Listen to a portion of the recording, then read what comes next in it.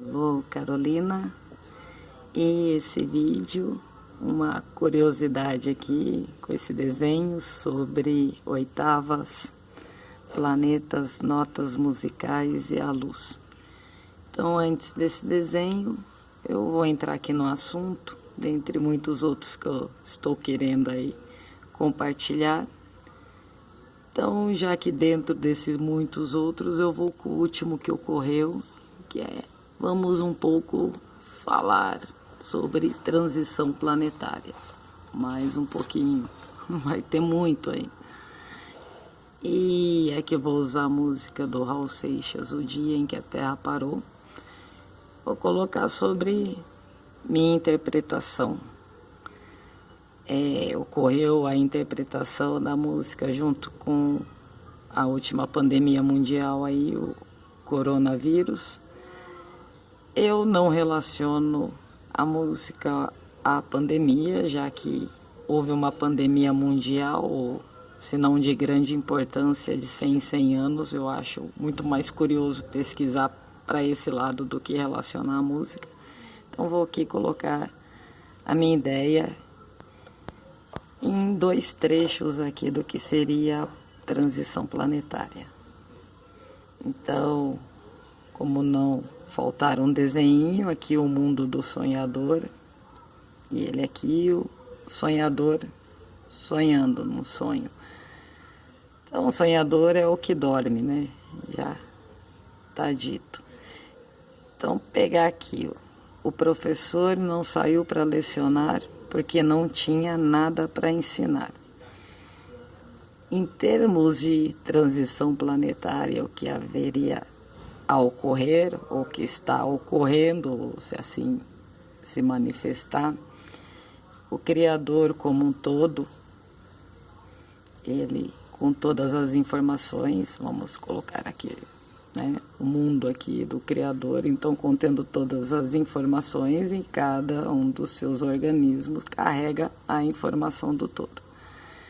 Então aqui, como informação é poeira, eu já vi isso em alguns livros, contando de mestres ascensionados, né, falando sobre isso, que as grandes bibliotecas, todas as bibliotecas, todos os livros, todo ali que está registrado seria pó, né, em poeira, se assim corresponde em conhecer os seus dons, né? Então se absorve o conhecimento. Como somos partículas do todo, fazemos parte do todo, está tudo ligado. Então, essa ideia do professor não saiu para lecionar porque não tinha nada para ensinar, é porque todo mundo já ampliou suas capacidades de conhecimento. E aqui o trecho que o doutor não saiu para medicar, pois não havia mais doença para curar. Eu estive muito nessa área aqui da medicina, como paciente e levando meus filhos. Fui uma mãe muito neurótica, então vivi muito em postos de saúde, em hospitais. E até ontem fui em um fazer um exame lá com meu filho. Então, assim, como eu disse também, eu fui iniciada na Seixonoye. Então, dos 3 lá preceitos, é que a doença não existia. Então, antes da Seixonoye, eu era totalmente neurótica, com medo da morte. Em tudo, a morte me perseguia. Depois da Seixonoye, milagres aconteceram e foram muito mais. Então, assim, né? Hoje eu vou mais no médico em gratidão, em amor aos profissionais, né? Como meus irmãos. Então eu recebo muito amor. E as 3 últimas vezes que eu fui para mim mesmo ver alguma coisa, na penúltima eu já tinha falado que eu ia parar de morrer. Combinei com Deus, que se não fosse nada eu ia parar de morrer e não era nada. Aí dessa vez eu mais uma coisa que eu encanei, eu falei, nossa, mas já combinei isso e também não é nada. Então, tudo casos que eu achava que eu estava à beira da morte. Aí chegou em um médico, muito bem atendida pelos meus irmãos, e sempre com uma boa notícia. Então o doutor não saiu para medicar porque não havia mais doença para curar.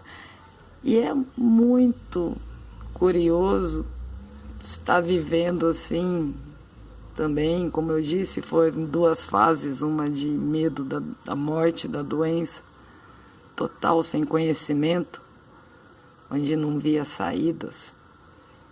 E hoje eu ia, depois que eu me iniciei na Seixonoye e vi que a doença não existia, e ir ao médico mesmo assim, né?